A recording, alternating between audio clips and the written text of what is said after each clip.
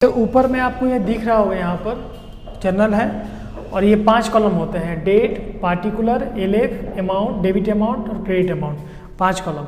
यहाँ पर नहीं अटेगा तो इसके लिए एक और फॉर्मेट खींचा गया है ना। यदि यहाँ पर एडजस्ट हो जाता है तो इसका ज़रूरत नहीं पड़ेगा, नहीं तो बनाएंगे हम लोग। फर्स्ट जो क्वेश्चन है वो क्वेश्चन है कि बिजनेस स्टार्टेड विथ कैश, कितना का, 2 लाख रुपये का। 2 लाख रुपये का फर्स्ट है, डेट नहीं है इसमें, सीरीज बाई है तो लिख देंगे 1 नंबर। और इसमें बनाएंगे हम लोग कैश अकाउंट डेबिट और 2 में कैपिटल अकाउंट।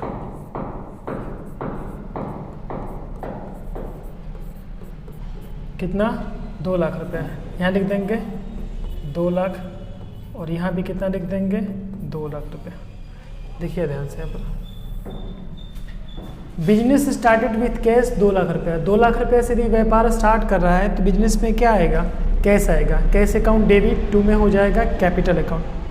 दूसरा क्वेश्चन है रेंट पैड, तो लिख देंगे 2 नंबर।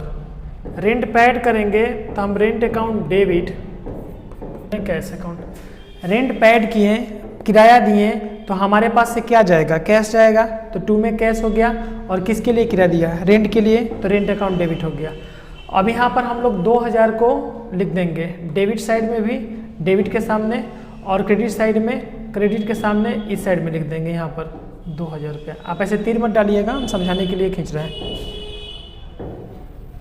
फिर देखिए रेंट रिसीव, पहले वाले में रेंट पैड किए थे तो rent account debit to cash account हुआ था।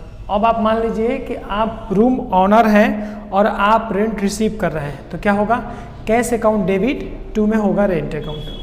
तो लिखिए यहाँ पर कितना पैसा है सर, 4000 रुपये है, तो लिखेंगे कितना, 4000, 4000 इसमें और 4000 इसमें हो गया। 4 नंबर देखिए, 4 नंबर जो है वो है सैलरी पैड। जैसे इसमें रेंट पैड था तो rent account debit to cash account हुआ था, उस प्रकार सैलरी पैड है तो salary account debit to cash account हो जाएगा। कैश अकाउंट कितना पैसा है, 50,000 हो गया। 5 नंबर के लिए स्पेस नहीं है तो 5 नंबर हम लोग यहाँ पर बनाएंगे। 5 नंबर में बोला जा रहा है वहाँ पर कैश डिपॉजिटेड इनटू बैंक, यानी बैंक में पैसा जमा किया।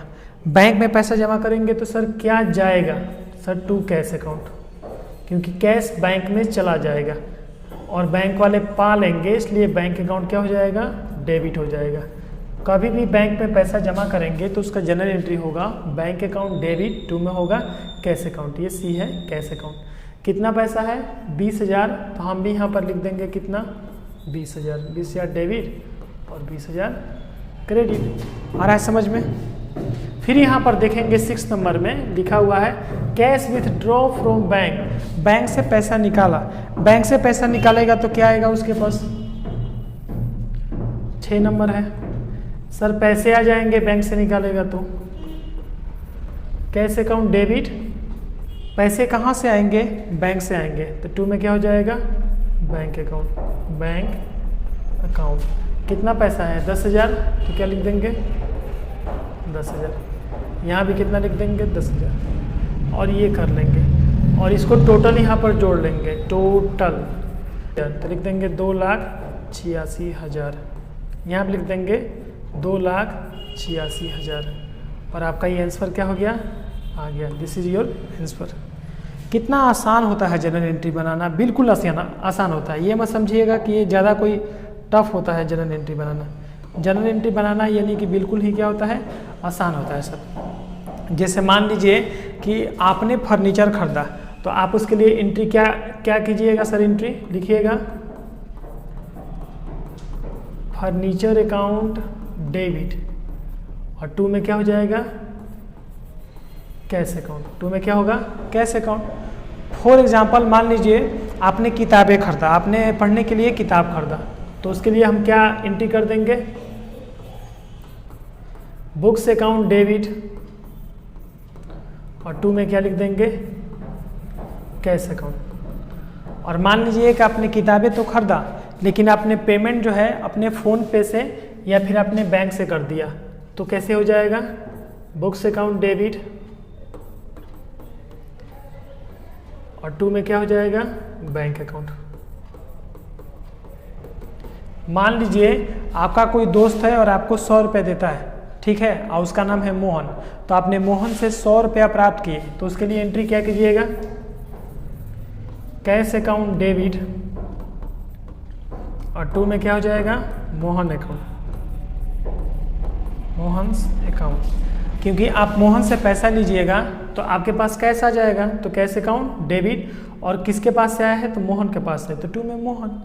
आप मोहन को पैसा दीजिएगा तो क्या लिखिएगा, फॉर एग्जांपल ये फॉर्मेट नहीं है, आपको हम ये कैजुअली समझा रहे हैं। मोहन को आप पैसा दीजिएगा तो क्या लिखिएगा, मोहन से अकाउंट डेबिट, और 2 में क्या लिख दीजिएगा, कैश अकाउंट।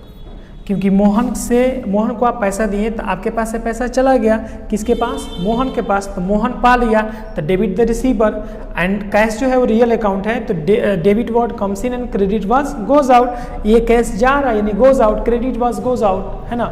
इसी प्रकार आप गोल्डन रूल याद करें तो गोल्डन रूल पर हो जाएगा, और गोल्डन रूल के लिए आप यदि वीडियो नहीं देखे हैं तो आप हमारे इसी डिस्क्रिप्शन में जाइएगा तो आपको लिंक भी मिल जाएगा, तो वहाँ से आप गोल्डन रूल और अकाउंट कितने प्रकार का होता है वो देख लीजिए पहले, और यदि आप वो देखे हैं तो आप जनरल सीख लीजिए। जनरल के बाद लेजर कैसे बनते हैं वो सारा आपको हम इसी वीडियो में एक एक करके आपको हम सिखा देंगे, ठीक है।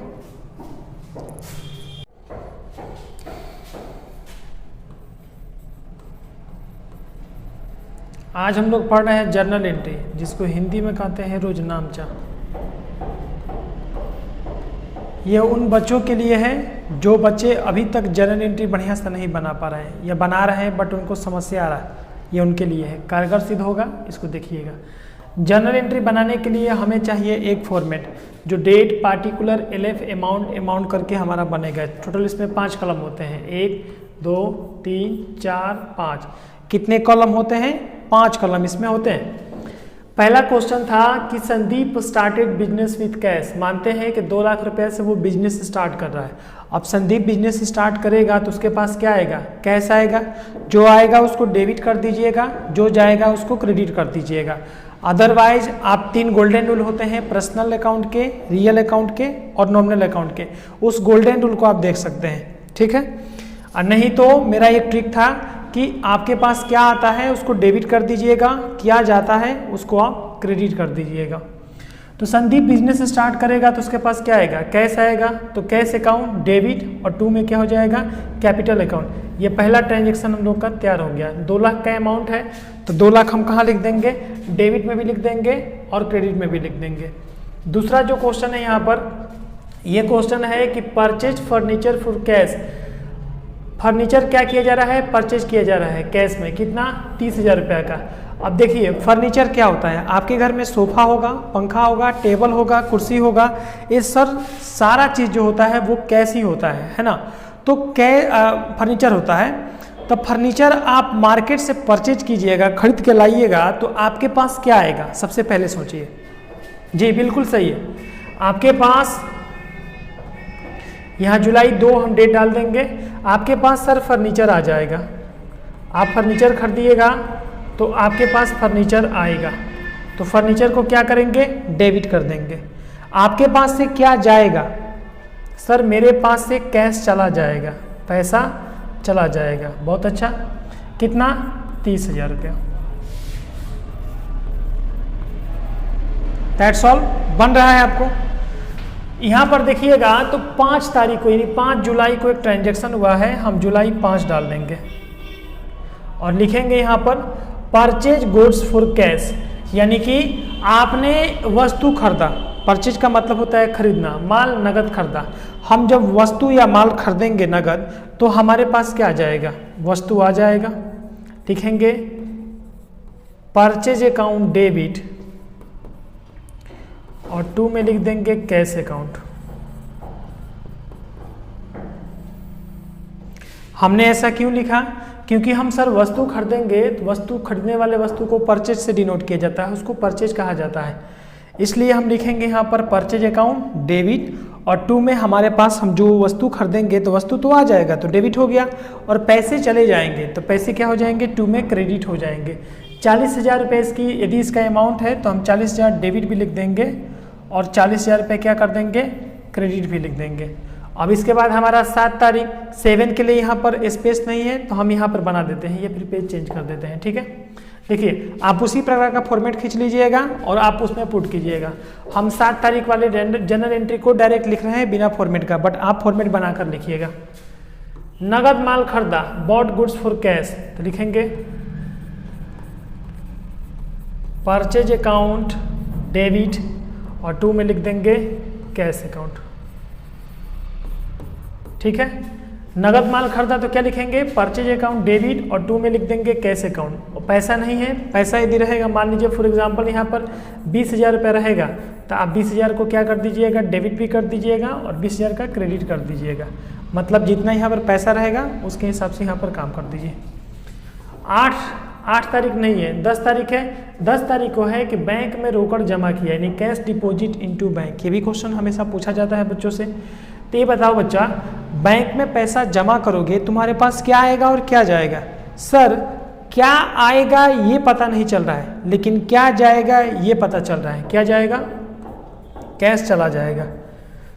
तो कैश अकाउंट को 2 में लिख दो, 2 का मतलब क्रेडिट होता है, और बैंक अकाउंट को डेबिट लिख दो, क्योंकि बैंक वालों को क्या मिल जाएगा, पैसा मिल जाएगा। तो हो जाएगा bank account debit to cash account.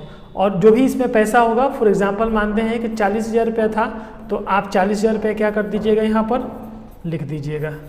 दोनों में लिखना पड़ेगा, डेबिट में भी और क्रेडिट में भी, क्योंकि डेबिट बराबर क्रेडिट होता है। डेबिट को DR कहते हैं और क्रेडिट को CR कहते हैं, या फिर 2 भी कहते हैं। जैसे ये 2 है तो क्रेडिट का ही उदाहरण है। फिर यहाँ पर है सोल्ड गुड्स फॉर कैश, यानी नगद माल बेचा। यदि नगद माल आप बेचिएगा, 15 तारीख का ट्रांजेक्शन है, तो आपके पास यदि आप वस्तु बेचिएगा तो सर कैश आ जाएगा, कैश अकाउंट डेबिट, और 2 में क्या हो जाएगा बच्चा, सेल्स अकाउंट। कैश, आप सोल्ड गुड्स फॉर कैश कर रहे हैं, नगद माल बेच रहे हैं, तो आपके पास पैसे तो आ जाएंगे। कुछ भी बेचिएगा, चलिए मान लीजिए आपके घर में कोई भी चीज़ है, आप उसको बेच रहे हैं तो पैसे आएंगे ना। तो कैश अकाउंट क्या होगा, डेबिट हो जाएगा, और 2 में क्या होगा, सेल्स अकाउंट होगा। सेल्स क्यों होता है, क्योंकि बेचने के टाइम पे सेल्स को और खरीदने के टाइम पे हम लोग परचेज का यूज करते हैं। परचेज हमेशा डेबिट होता है DR साइड में, और सेल्स जो होता है वो हमेशा क्रेडिट होता है CR साइड में। आपको समझ में आ रहा होगा, ठीक है। अब देखिए, अब ये पेज हो गया। इस पेज के बाद हम लोग यहाँ पर आ जाते हैं। देखिए, आप इस प्रकार के बहुत सारे ट्रांजेक्शन्स को देखिएगा यहाँ पर, ठीक है ना। देखिए कुछ क्वेश्चंस है, ये क्वेश्चंस को बनाकर देखते हैं। ये आप अपनी किताब में देखिएगा क्वेश्चंस, तो ये क्वेश्चंस आपके सामने होंगे, ठीक है। मैं इसको बना देता हूँ उस क्वेश्चन को, इसको थोड़ा सा ऊपर। अच्छा, इसका अमाउंट भी है ना,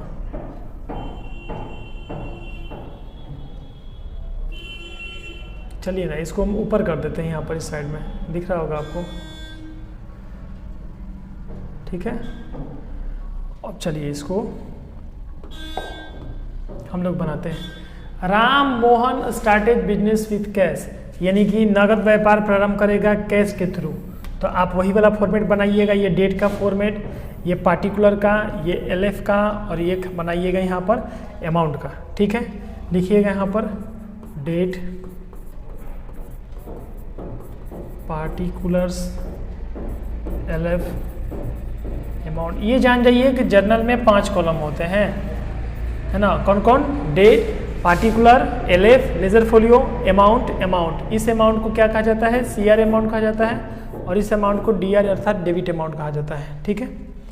पहला है कि राम मोहन स्टार्टेड बिजनेस। यदि राम मोहन बिजनेस स्टार्ट कर रहा है तो इसमें हम लोग ट्रांजेक्शन क्या करेंगे, कैश अकाउंट डेबिट। फर्स्ट वाला यही वाला होता है, सब क्वेश्चन का फर्स्ट वाला ऐसे ही बनता है, कैश अकाउंट, और 2 में कैपिटल अकाउंट,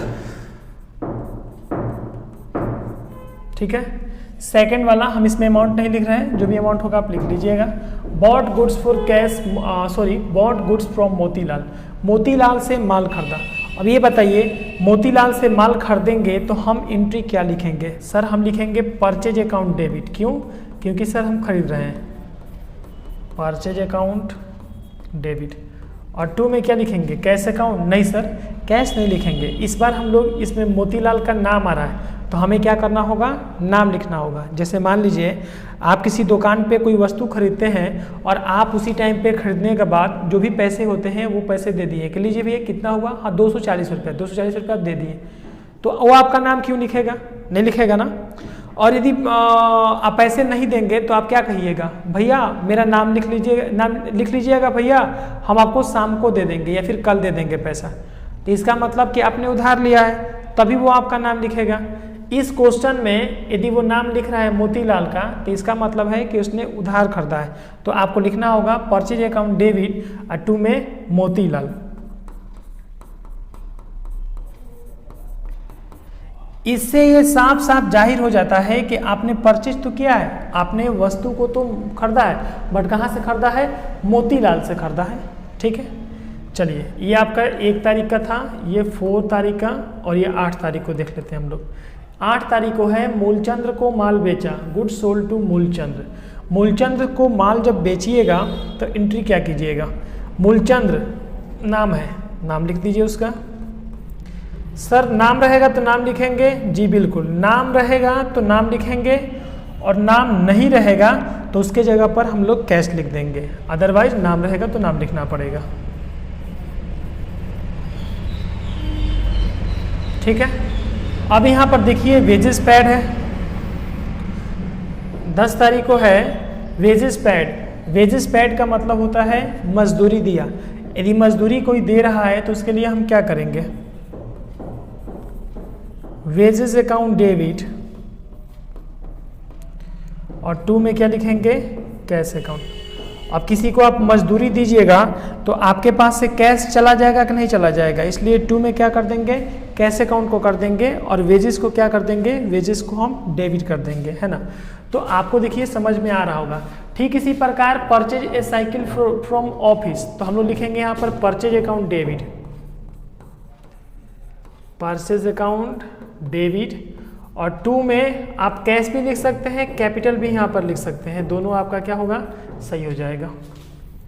ये आपका 13 तारीख को था, अभी आपको 15 तारीख को है। 15 तारीख का ट्रांजेक्शन देखिए क्या है, rent paid to Mahesh, Mahesh को किराया दिया, तो आपको क्या लिखना होगा, रेंट अकाउंट डेबिट, और 2 में लिखना होगा कैश अकाउंट। कैश अकाउंट क्यों, क्योंकि महेश को किराया दिया तो पैसे ही दिया होगा, पैसे उसके पास चले गए रेंट के बदले। ठीक है, तो आई होप आपको समझ में आया होगा कि जनरल एंट्री हम लोग कैसे बनाएंगे। ठीक है, और इसके बाद भी देख लीजिए यहाँ पर